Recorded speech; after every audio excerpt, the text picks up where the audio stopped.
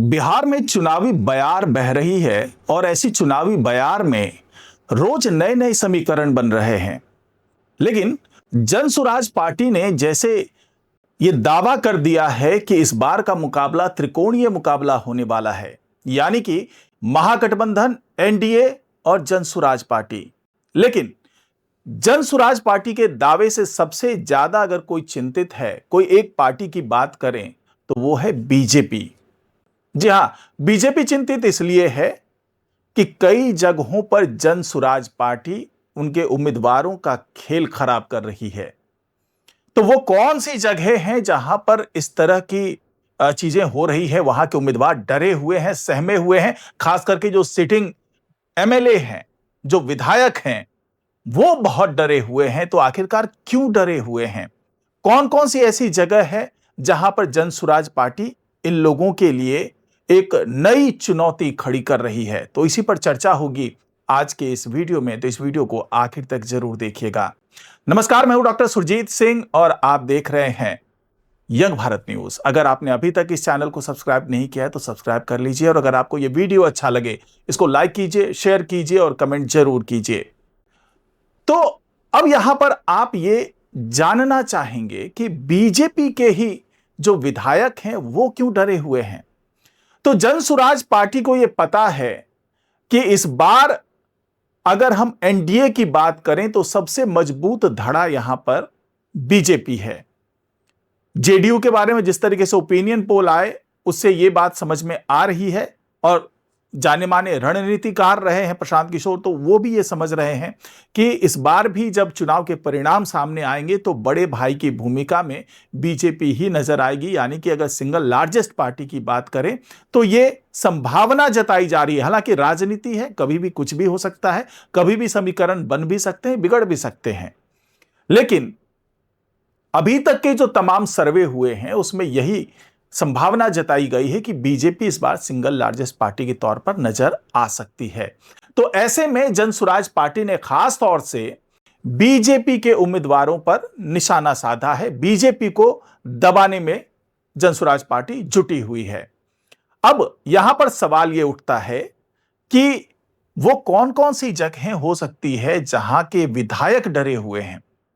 तो जनसुराज पार्टी ने जिस तरीके से पहले चरण के चुनाव के लिए अपनी लिस्ट जारी की है, 51 उम्मीदवारों की लिस्ट जारी किया, उसके बाद फिर सेकंड लिस्ट जारी हो रही है, तो उसमें साफ तौर से यह दिख रहा है, चाहे वो गोपालगंज की बात करें, चाहे बात हम आरा की करें, चाहे बात हम छपरा की करें, चाहे हम बात मुजफ्फरपुर की करें, चाहे बात हम सोनपुर की करें, तो और चाहे दरभंगा ग्रामीण की बात कर लें, तो ये वो जगह हैं जहां पर बीजेपी का जो जीत का अंतर रहा है वो बहुत कम वोटों का रहा है। ऐसे में जनसुराज पार्टी ने पत्ता क्या खेला कि इन तमाम जगहों पर, इसके अलावा भी कई जगहें ऐसी हैं जहां पर जनसुराज पार्टी इस तरह से राजनीति कर रही है, इस तरह से समीकरण बिठा रही है।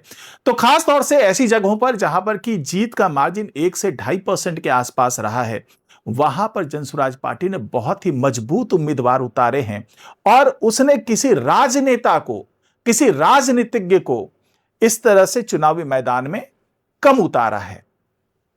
ज्यादातर उन्होंने ऐसे लोगों को आगे बढ़ाया है जो नौकरी पेशा नौकरशाह रहे हैं पहले, जैसे डीजी रह चुके हैं, या फिर जो दूसरे बड़े महकमे में बड़े नौकरशाह रह चुके हैं। तो ऐसे लोगों को उतारा है जो समाज सेवी हैं, या फिर जो सामाजिक स्तर पर बहुत ही चर्चित चेहरा रहे हैं, कोई बड़े आंदोलन से जुड़े हुए रहे हैं। तो ऐसे लोगों को उतार करके नींदें उड़ा दी है उन राजनेताओं की जिनका जो भी ट्रैक रिकॉर्ड बहुत बढ़िया नहीं है, या फिर जिन्होंने जो 2020 में चुनाव लड़ा था उसमें जीत का मार्जिन कम था। तो ऐसे लोगों पर सीधा सीधा निशाना साध दिया है जनसुराज पार्टी ने। अब ये जो तमाम सिटिंग एमएलए हैं उनको ये चिंता सता रही है कि मेरे सामने आरजेडी यानी कि महागठबंधन की बात कर लें तो उसके उम्मीदवार तो हैं ही, साथ ही जनसुराज पार्टी का सीधा सीधा प्रहार जो है वो हमारे वोट बैंक पर पड़ सकता है।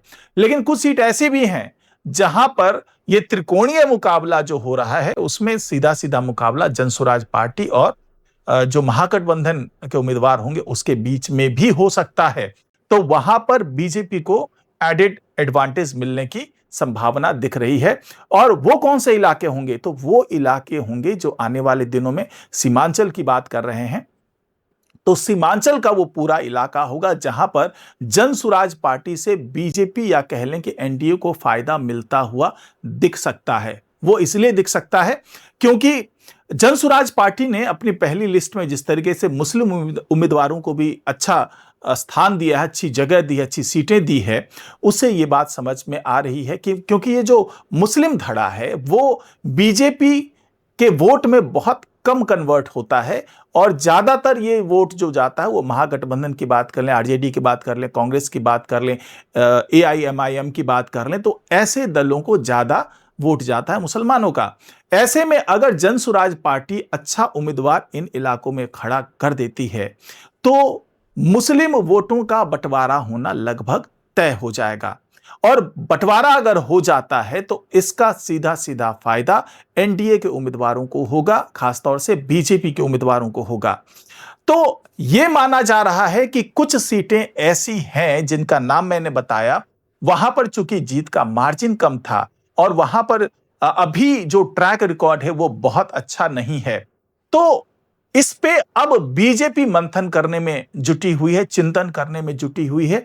और यह माना जा रहा है कि ऐसी सीटों पर हो सकता है कि बीजेपी अपने सिटिंग एमएलए का टिकट काट दे, जहां पर मार्जिन कम था या फिर जहां पर मार्जिन बढ़ने की संभावना नहीं है, घटने की आशंका जताई जा रही है, या हो सकता है कि पूरे 5 साल के दौरान उसका ट्रैक रिकॉर्ड सही नहीं रहा हो, या फिर यह भी हो सकता है कि जनसुराज पार्टी ने जिस तरीके से उम्मीदवारों को खड़ा किया जातीय समीकरण को देखते हुए, तो वहां पर अगर जातीय समीकरण भी जनसुराज पार्टी के फेवर में जा रहा हो तो बीजेपी क्या करेगी कि ऐसे जगहों पर से जातीय समीकरण को साधने के लिए और साफ स्वच्छ छवि के उम्मीदवारों को लाने के लिए वहां से जो अपने सिटिंग एमएलए हैं उनका टिकट काट दे। और ये माना जा रहा है कि करीब 25 से 30 विधायक ऐसे हैं जिसका टिकट बीजेपी काट सकती है और इससे जनसुराज पार्टी का गेम थोड़ा सा बदल सकता है। जनसुराज पार्टी का जो खेला करने की कोशिश कर रही है पार्टी, उसमें